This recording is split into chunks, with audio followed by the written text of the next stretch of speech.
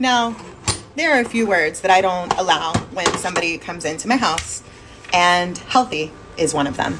So, I don't know, perhaps it's the way that she has presented herself in public. Hello and welcome. Thank you so much for joining me today. My name is Katie, and for those of you who don't know me, I used to weigh 360 pounds, and I've lost 180 pounds and kept it off for years now.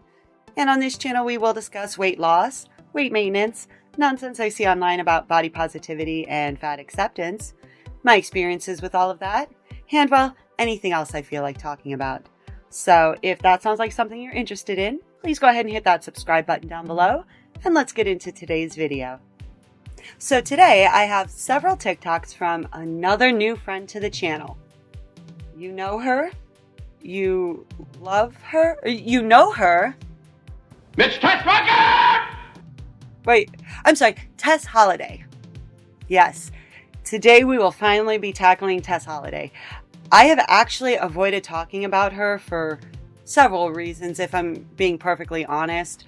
First and foremost, I do know a lot of people have obviously talked about Tess over the years, but also, so when I first started this channel, I wanted to give a different perspective of some of the talking points that I hear about body positivity and fat acceptance. And I always wanted to try to stay objective about the topics that I was covering and never focus on the creator of the content. And I must admit, I do struggle with that with our friend here. It is a little difficult for me to be objective with our friend simply because I have been in this body positivity space or adjacent to it for years now. And I have watched from the beginning when she first got her start and every controversy along the way. So it's a little difficult for me to approach this objectively, if I'm being perfectly fair. And in many ways, it's very similar to glitter and lasers. But in that regard, I did crack the seal last week and did finally do a glitter and lasers video. So I figured, why don't I just run down the list of all of the topics and all of the creators that I haven't covered yet. So today I figure, why not talk about the face of body positivity at this point, and that is Tess Holliday. So we'll go ahead and watch these TikToks together, and I'll give you my reactions along the way.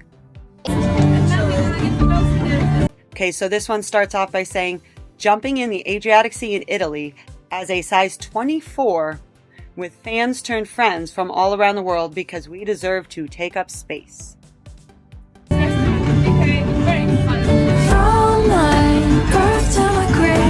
Okay, so if I'm just being objective here and trying to look at this as objectively as I possibly can, I don't think there's any chance in hell she's a size 24, if I'm just being perfectly honest. And this is based off of a number of factors, quite frankly. First off, we have her People cover from 2015, where it proclaimed she was a size 22 model. And let's go ahead and compare that to her current size. And I think it's fair to say she is definitely much larger now. And I'm going to go out on a limb here and say that is well beyond a size difference at this point. And then the other thing that I noticed as well is not too long ago, she appeared on the runway wearing a shirt with her size on it. And that one said she was a size 26. Now that picture, it does appear she might be similar to this size. I gotta be honest, it is kind of hard to tell since she's sitting down. But if I were to have seen her walk into Lane Bryant when I worked there, I never would have believed she was a size 24, if I'm just being objective. And that is something that I do have a fair amount of experience with. I worked for a number of years at Lane Bryant. I also worked at Men's Warehouse, and I've dressed men and women of all shapes and sizes at this point. And I did get pretty decent at being able to determine people's sizes just kind of by looking at them. I mean, you can't always get it exactly right, if I'm being perfectly fair, but you can typically get a ballpark. I mean, to be honest, when I worked at Men's Warehouse, we would actually kind of have like a running contest throughout the shift and see who could guess the sizes right more often than not. Now, I mean, we would always measure and get them in the proper size, but it was just kind of one of those fun little games you play to pass the time at work, right? And it really did get us pretty good at being able to look at somebody objectively and determine their size. And there's no shot in hell she was a size 24. No shot in hell. But I guess it's her story and she can tell it any way she wishes, right?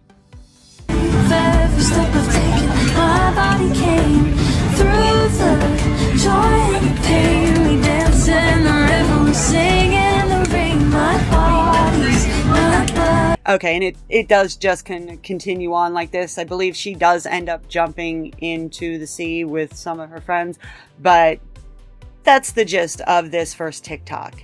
And I know I certainly wasn't alone in figuring that there's no way she could be a size 24. So let's go ahead and take a look at this next TikTok. Oh no, you guys, I was just exposed. Okay, and she is responding to a comment that says, a size 24? Question mark, like 8 question marks. Girl, I'm a 22 and I'm nowhere near this. I am so sorry. I'm actually a size 69. Get into it. I don't know how to apologize. I just want to say first, get into it. Yeah, get into it. Okay. Oh my. Again, just looking at her as objectively as I possibly can, there is no way in hell she is a size 24. I don't think she could be a size 26 at this point. And just looking at her upper arms, I would be very curious if she could fit into a size 28 that did not have stretch. I'm honestly genuinely curious if she could, because it doesn't appear she could to me. And I'm basing this off of, like I said, my experience at Lane Bryant, my experience being in my own body at 360 pounds. This is me at 360 pounds. And this is Tess currently. Let's put them side by side. In this picture, I am wearing a size 28 in jeans. I'm wearing a size 26, 28 top. And if I'm being honest, they were all a little tight on me. They just were. I'd be genuinely curious if that shirt would ever come close to fitting on her arms. I don't see how that would be possible. Personally, I could be very well mistaken. And I will definitely say spandex is incredibly forgiving and also kind of gives people a false sense of what their size is, if I'm being perfectly honest. And not just us, not just our friend here. I've definitely seen this across the board over the years. And so when people do try something on that doesn't have stretch, they assume that it's just running incredibly small, when in reality, it's probably fitting the way that it normally should. And you're just used to having that extra give with stretch. So like, for example, this blue shirt that I'm wearing right now, there's absolutely no stretch to it whatsoever. And despite the fact that I know there is no stretch to it and I like the way that it looks without the stretch, it definitely does throw me off occasionally in my shoulders, like, oh, I don't have that extra give. But I know that this is how it's supposed to fit. So if I'm just being as objective as I possibly can here, I would have to agree with this commenter that I don't believe she's a size 24, and I would be genuinely surprised if she could fit into a 26 or a 28 without stretch. But yeah, it won't happen again. I promise. And I am sorry to those of you that I have hurt and misled. Okay, so there's that one, and her very well thought out and mature response to someone's comment, might I add. But I gotta say, I do find it rather strange that our friend here is digging in her heels and doubling down that she's a size 24. As if, A, we don't have eyes. I mean, I do have eyeballs, and even though I don't have my glasses on right now, I can definitely see the difference. I mean, I'm sure if I were to put my glasses on, I could notice even more differences, just being perfectly honest, because I know my eyes are pretty terrible without my glasses. But the other thing, too, body positivity tells you straight out that it doesn't matter what size you are. All sizes are beautiful. All sizes can be healthy. All sizes deserve respect. All sizes this, all sizes that. So why does she care so much what a number on a tag says if she's out here promoting body positivity? If she has literally made her entire career off of body positivity, off of F your beauty standards. But yet you notice F your beauty standards while she has her hair done, her makeup done, her nails done, wearing fashionable clothing that she always has to talk about, right? Which, no shade, do whatever you like. But I find it rather odd, and at this point, a repeated pattern of behavior and just par for the course, that The person who brought us F your beauty standards, when in reality, the only one that she's saying F you to is body size. She's literally conforming to every other beauty standard out there, right? That she would also do the same thing with body positivity. Oh, all sizes can be beautiful. All sizes can be healthy. But I am a size 24, even though we all have eyeballs and can see she has gotten larger than when she started. This is where it's really hard for me to be objective with our friend here, if I'm just being perfectly honest, because if somebody's going to just blatantly lie to your face and tell you that what you're seeing is not accurate, it really does feel like a slap in the face to her audience that she has built up off of body positivity. Maybe that's just me, but it goes beyond being ironic and it goes into just being not a good person after a certain point. But let's go ahead and take a look at this next TikTok and see how our friend responds to similar comments to that one. And now I want to sit back and relax and enjoy my evening. When all of a sudden I hear this agitating, grating voice. Okay, so evidently she's going to respond by showing that she can wear a skirt in a size 3X, and that's supposed to prove she's a size 24. So a few things I notice about that, first and foremost. First off, that skirt is a size 3X, which according to the size chart she provided, and I did verify on Target's website, that's a 24-26. So I already know right off the rip, it's not going to fit like a true size 24. It's going to be a little bit more generous than a size 24, first and foremost. And then I went and did a little bit more digging, of course, because why not? So then I did go and look it up online, and I found this exact skirt that it appears she is wearing in this TikTok. And one of the things that really stood out to me about it, I couldn't help but notice when she was wearing it, just how much it was pulling through her midsection, through her lower belly. It was pulling a lot. There were so many lines where the fabric, you could just tell it was being stretched quite a bit, if I'm being honest. So I went ahead and looked it up, and when I looked up the actual fabric content of that skirt, it's got 17% spandex in it. And if I'm being perfectly honest, it does appear our friend is using all 17% of that spandex. It is doing some very heavy lifting in this. It truly is. And again, this goes back to this notion that I saw across the board with people. They would get comfortable with their size when it had stretch, but the moment there is no stretch, they complained that everything ran too small, things were too tight, that things were mislabeled, when in reality, the garments without stretch were actually much more accurate to the measurements that it was supposed to be. And spandex really did give people a false sense of security when it came to their sizing. And just because something stretches to fit you doesn't mean that that's the actual size that you are. But instead of explaining that, why don't I just show you?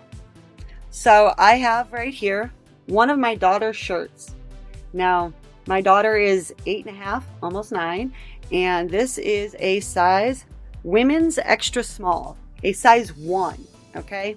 If I hold this up, I can very much tell you if I put this on my side, it's going to come to right about here on me.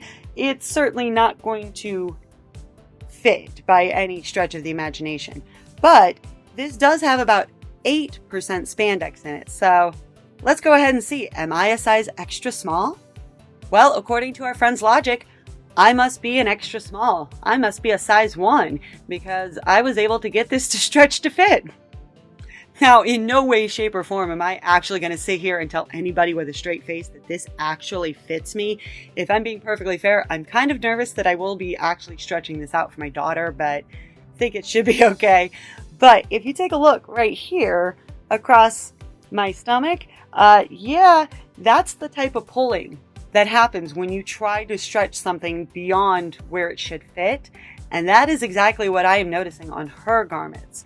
So if this fits me similar to how that skirt fits her, I'm going to go out on a limb and say it's at least a couple of sizes too small. Whew, there we go. Much better. It feels so much nicer to wear clothes that fit properly, if I'm just being perfectly fair.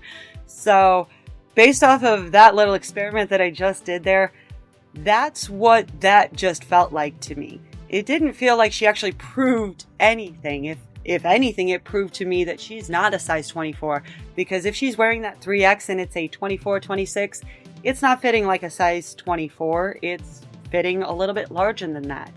And if it's got all that stretch and we can see how tightly it is pulled, that also is indicating that it is not fitting properly whatsoever.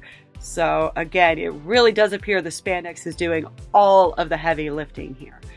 But let's go ahead and take a look at this next TikTok, where our friend has even more to say about plus size clothing. Imagine the uproar it would cause if plus size, thick, curvy girls got out there and loudly and proudly and very wrongly shouted that skinny folks don't deserve to have clothing.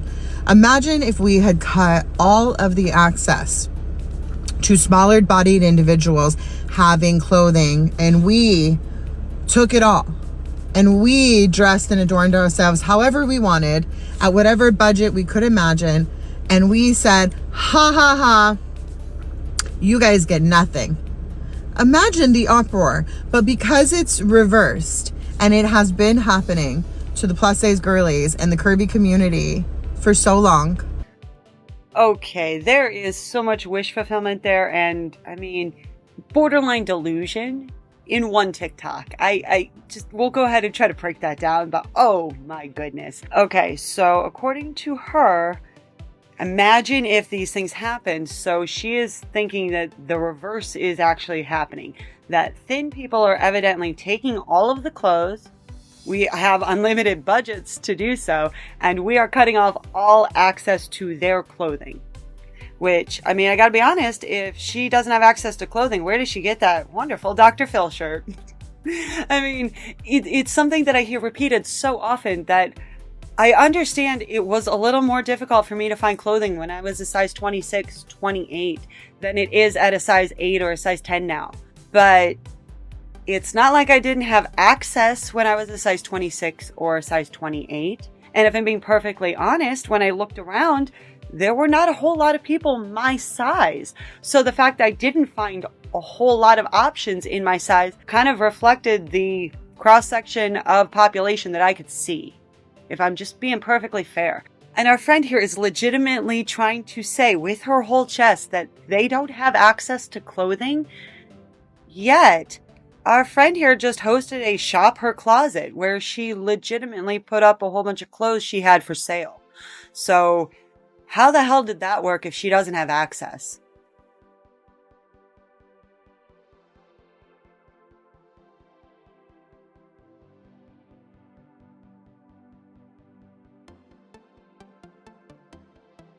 And I gotta say, this ties back into why this is so difficult for me to be objective with our friend here, because she has made so many misleading statements. She has just straight out lied to people. I don't know how else to say it. She has no access to clothes. Really? That is something I hear so often. And in reality, the actual argument that they say is they don't have access to cute, trendy, stylish clothing. Now, if she wants to say that, I mean, I'm not going to argue with her on that because that's very subjective. But when they say they have no access to clothing, that is just patently false. It absolutely is. And then she's going to go on and say, oh, well, give me an unlimited budget, because evidently if you're thin, you just have an unlimited budget and get to wear whatever the hell you want. I mean, when does that start? Did I not get thin enough for that to happen? Is that what she's telling me? Because I gotta say, losing weight did not put extra money in my bank account. And last I checked, I can't go into a store and just walk out of there paying for it with my fucking looks. Yet that's the picture she is trying to paint. That the opposite side has everything that you could ever want. So why don't we just go ahead and do that to you? Because it's all based off of this idea that somehow thin people are taking from them. That somehow because we do have more stores or more options available, that somehow A, the thin people somehow made that business decision, and then B, that is now taking from them. I do not understand this argument whatsoever. I truly just do not. And I find it just so incredibly ironic that they keep bringing this up over and over and over again, when so many times these very same creators will also do outfits of the day and clothing hauls and things that would not indicate to me that they are having any trouble with access to clothing or their budget or the things that they are actually complaining about right here. Maybe they can't find the exact thing that they are looking for, but having lost all the weight that I have, I run into that issue too. I just don't go cry about it on TikTok because I understand that the world doesn't revolve around me and my personal likes. If I find what I'm looking for, that's great. But if I can't find what I'm looking for, I'll just keep looking until I find what I'm looking for. And at the end of the day, when we're talking about things that I'm looking for, more often than not, we are talking about wants. We are not talking about needs. They always talk about cute, trendy, stylish clothing. That is a want. That is a desire. And it's also incredibly subjective. So they always have these moving goalposts of all these things that they want. And then they set it up like they have absolutely nothing. And it's just really hard for me to take not only our friend here, but these movements in general seriously at all when they make these arguments, because they do have the things that they're asking for. They just might not have the exact thing that they're asking for. So it's really hard for me to take this seriously. It just truly is, because again, this just feels like wish fulfillment. She thinks that evidently if you are thin, you get the world handed to you on a silver platter, and that means we are taking it from them. I have to be honest, it's honestly just quite comical to me at a certain point. Did they not even hear the things that they're saying? Does our friend here not hear what she is saying when she is recording this, editing it, and then putting it up? Does she not hear what she's saying? She has no access to clothing. I'm not buying it. I'm just not buying any of this, quite frankly. And because being fat and being plus size is tied to morality and to health. And health in quotation marks. If I'm being honest, I feel like that just kind of sums up these movements in a nutshell right there. There are direct consequences to letting your weight get out of control one way or another. And yet, every single time that is brought up, they want to blow it off. They want to bring it back to clothing and superficial things that at the end of the day, if you don't have your health, what difference does it make what clothes you have? If you reach a point where I was reaching, where my weight was starting to affect my mobility and the way that I actually was able to live my life, do you really think clothing was that big of a deal for me at that point? I have to be honest, it really wasn't. It was much more concerning to me that I couldn't tie my shoes as opposed to what my shoes looked like. But I have to be honest, I know that that was the mindset that helped get me out of body positivity and helped get me out of these delusions that they tell themselves. And the fact that our friend is so dismissive of health really does tell me everything I need to know about these movements. They don't care about health. I mean, as long as they can find their cute clothes, evidently, and then blame thin people for all of their problems, right? Where does it leave us? The same place it has always left us. Begging for a crumb, and you guys crying and hollering. I have to be honest, I don't really hear anybody crying or hollering about this. If I'm just being perfectly fair, I hear people bringing up the business side of things and the idea that when they had extended sizes in stores, that perhaps it didn't sell as well as they had expected. Those are arguments I definitely hear, and quite frankly have made myself, because I've personally seen that. So what I hear a lot of people telling them is that what they're demanding is unrealistic. Not that they shouldn't have clothing, but that their demands for their clothing is unrealistic. That is the vast majority of what at least I have come across when I have been researching these subjects personally. And I can imagine that our friend here probably does hear a lot of it personally because she is a large public figure. And I gotta be honest, I think that does kind of go hand in hand after a certain point. You're gonna hear a lot of things from a lot of people when you're a public figure, right? But the actual arguments that I'm hearing from people saying that they don't believe this will work It's not because they believe that they think plus size people don't deserve clothing. It's simply the business aspect of it.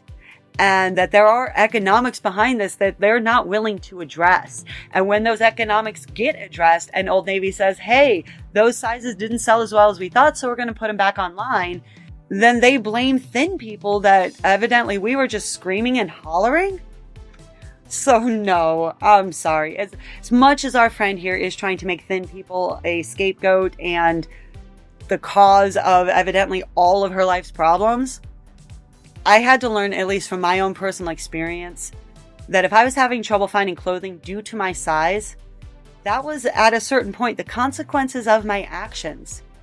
And once I got to a size 28, that was a massive wake-up call that I realized if I got any larger, I wasn't even going to be able to find plus sizes to fit me. So I realized I had to make some changes in my life. And unfortunately, it seems our friend here is never going to make that leap. She is never going to make that connection at this point. And instead, she is just going to turn around and try to blame thin people for all of her problems, as opposed to understanding that there are consequences to her actions. But let's go ahead and take a look at this last TikTok, where our friend is going to attempt yet again to try to dodge more potential consequences from her actions. Am I not worried that I won't be there in a few years for my kids?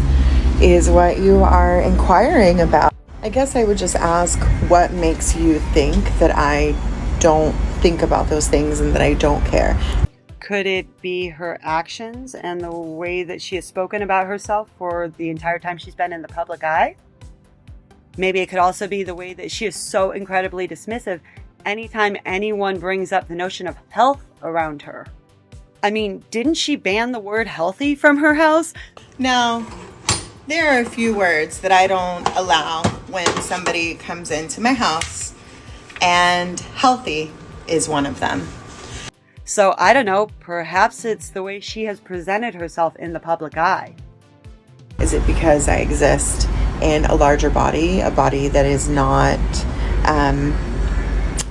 fitting into your idea of how I should show up and what I look like in order to be worthy of love and respect and kindness and consideration and compassion? Okay, that's a lot of buzzwords that really don't amount to much of anything if we're going to exclude health from that conversation, if I'm just being perfectly honest, because we know that obesity, especially super morbid obesity, definitely comes with a whole host of health risks that, yeah, absolutely could cause a lot of health problems. I don't know why this is so difficult for them to understand, let alone admit, other than the fact that it does tear down pretty much all of their argumentation. Because at the end of the day, all of the kindness and compassion and the this and the that, it's lovely. It's absolutely lovely, but that won't stop a heart attack. Always talking about society and how other people treat them, while our friend here is casually sidestepping how she is treating herself. And look, I fully admit that you can't just look at somebody and see everything that they've got going on health-wise. I fully understand that. But I also understand that it is not that big of a stretch to look at someone who is morbidly obese, super morbidly obese, and wonder whether or not they do have health problems. Because I know how many health problems I had at that size. I know how many individuals in my life personally who were that size or larger and the health problems they also had. And this is just, well documented that you've got a higher risk for heart disease, diabetes, joint problems, lung problems, kidney problems, liver problems. Take your pick. It's across the board, essentially, that eventually it can cause a whole host of issues. And we already know from our friend here, she was so eager to prove to everybody that she was a size 24 that we have a general idea of her measurements. And the one thing I could not help but notice when she put up that size chart was the waist size. So for a size 24, that was a 49-inch waist. For a size 26, that was a 51-inch waist. And again, that's being generous and just taking those measurements at face value, knowing that that garment had a lot of stretch doing some lifting there. So We'll just split the difference and say that her waist is 50 inches. Well, the American Heart Association, straight out from their website, will tell you, as will like every doctor and every health journal, every medical association out there, that for women, you should have a waist size of 35 inches or less if you want to reduce your risk of pretty much all of those things that I just listed. This has been well documented to be even better than BMI, quite frankly. So I find it, I can't even say ironic at this point because it's just repeated over and over and over again with these movements. They will never address health. They will never talk about what this lifestyle can do to them, do to their followers, do to anyone that might be going down this path with body positivity or fat acceptance, what the eventuality might actually entail. And it bothers me on such a level I can't even begin to describe. It's like watching somebody who is a functional alcoholic tell you that you should just go ahead and become exactly like them because, well, it's not that bad, while they sit there and destroy their liver. Like, that's essentially what it feels like watching to me at this point, if I'm being perfectly fair. And it's really hard not to look at it that way. I've lost people incredibly close to me way younger than we ever wanted to or expected to. I lost my cousin when he was 39. And we know without a doubt that his weight played a part in this. There's no way it didn't. He had to have been well over 400 pounds. And we know that that contributed to what happened. My dad, he was 52. He passed away when I was 19. And I know for sure that his weight contributed to that.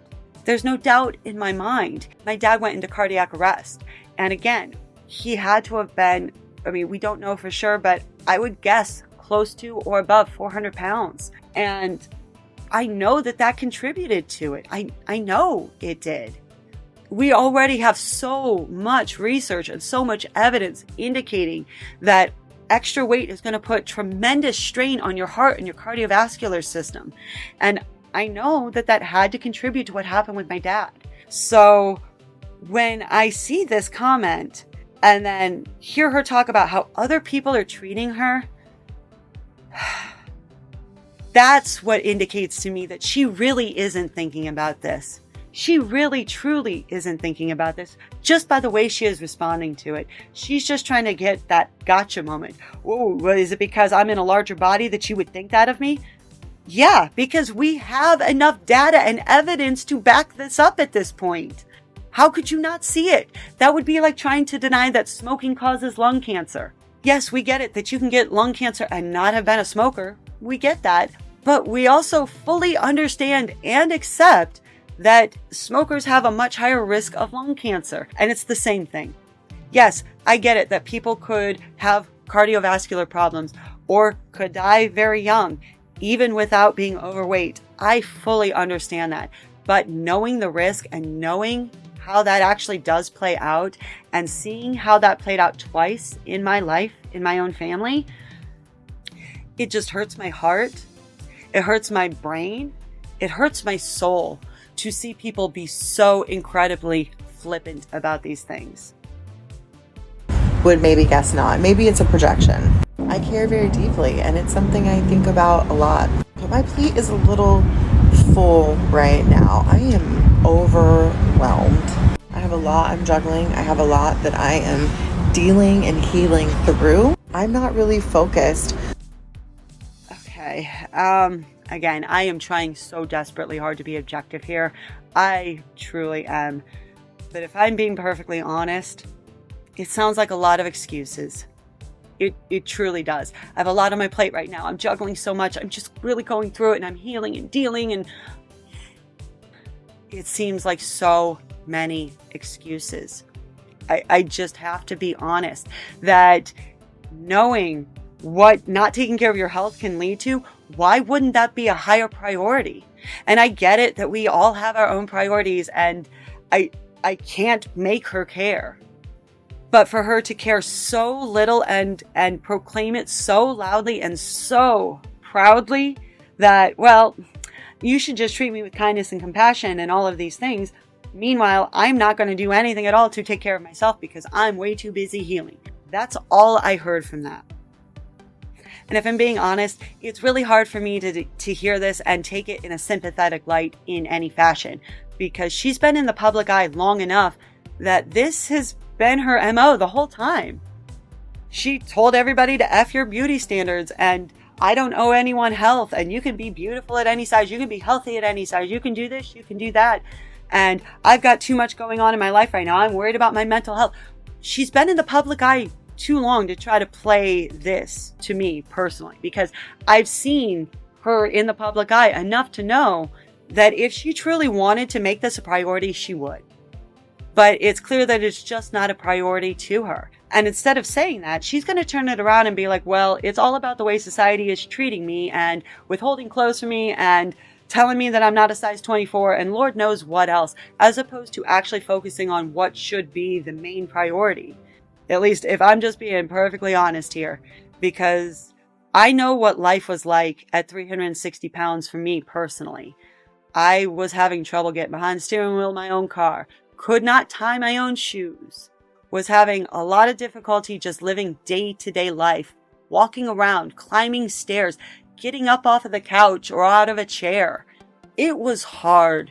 It was so incredibly hard that, quite frankly, I didn't even have any time to really even worry about what other people thought about me, because I was more concerned about all of the things that I needed to do to get through my own day.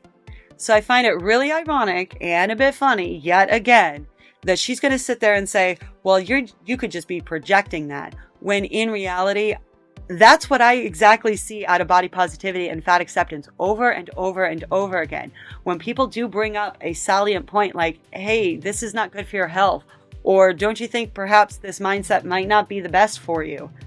Well, have you looked at you? That's always the response. Have you looked at society and how you treat me?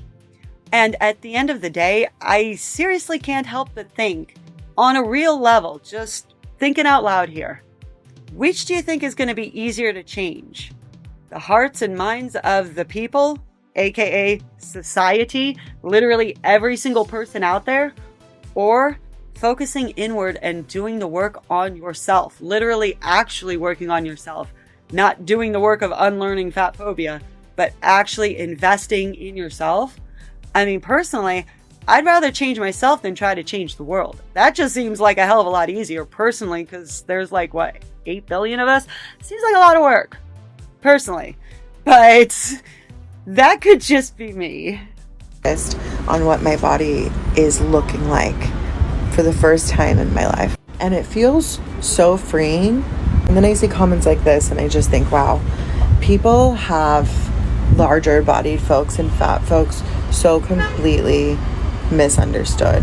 There are different ways that people show up in this world that are healing, and that I guess like bodies do weird things when you are faced with a lot of stress and a lot of things that maybe you aren't familiar with, or maybe it's like, you know, whatever, I don't know. Okay, but is that what she's saying she's been going through the whole time she's been in the public eye for over a decade now?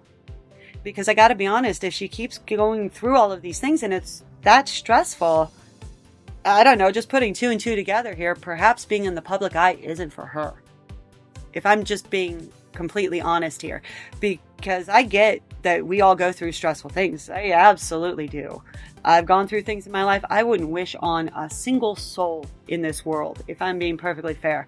But I also understand that no matter how long I was going through those things, or how difficult it felt while I was going through those things, that eventually I got through those things. And eventually I was able to start getting to the other side, or at least making progress to the other side. And not just hanging on this notion that, well, I went through things, well, I went through things, well, I went through things.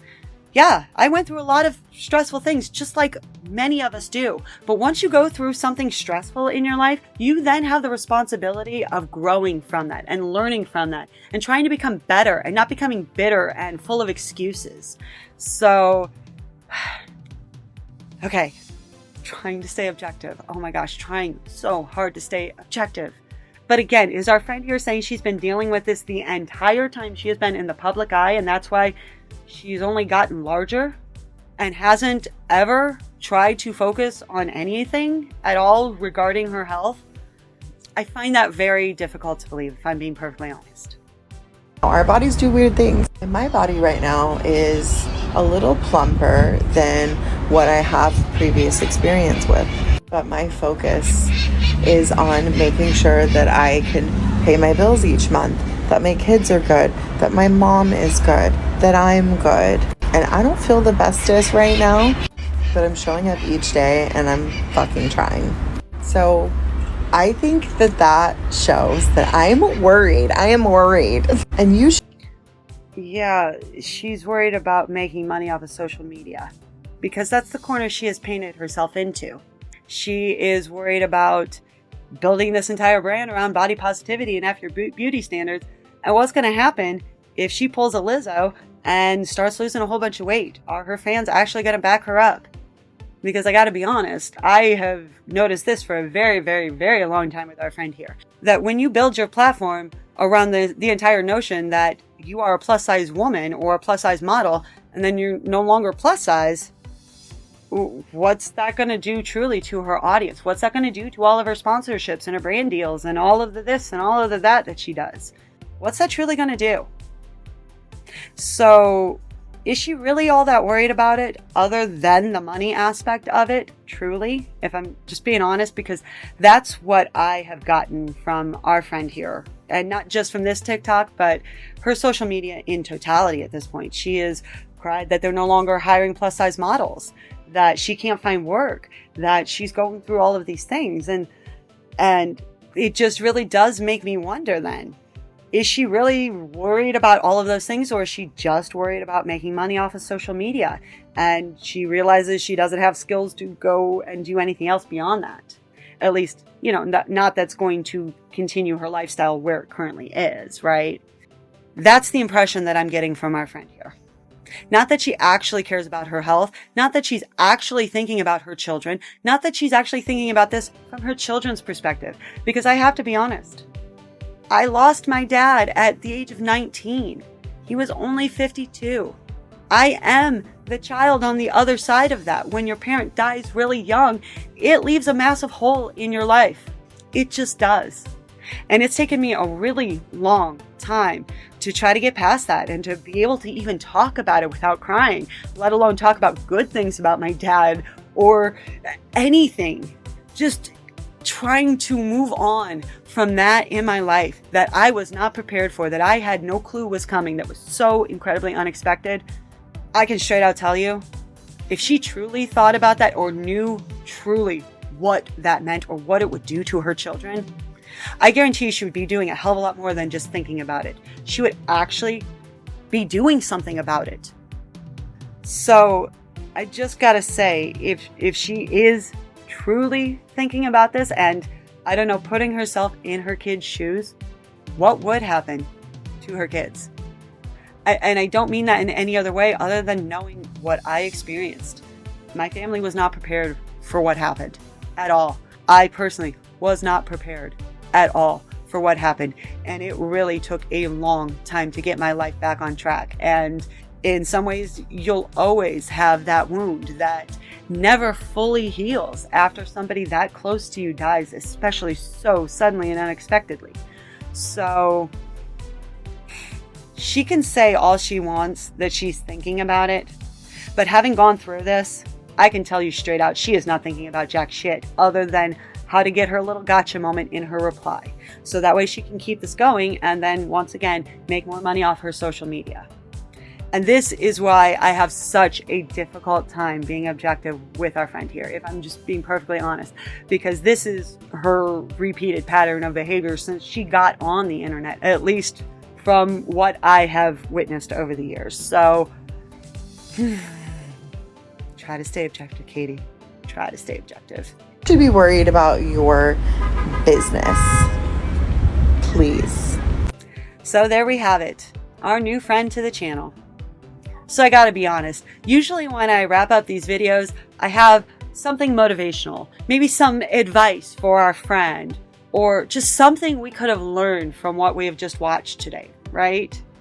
I gotta be honest, today, I got nothing. I'm just in genuine shock at the amount of delusion that we just sifted through. But maybe that's just me. Let me know down in the comments below, what do you think? I'm genuinely curious and I love reading all of your responses. That is where we will leave things today. I thank you so much for joining me. Please be sure to like, share, comment, and subscribe, and I will catch you all in the next one. Bye! That's beautiful. Hey Pokey, if you're excited about the Cavs starting out 15-0, raise a paw. Oh, look at that. She is excited. She's super excited. Trust me, Mommy is too. I am so excited about my Cavs. I still can't believe we were able to trade for Donovan Mitchell. That's like the best trade in Cleveland sports history. Oh. Bye.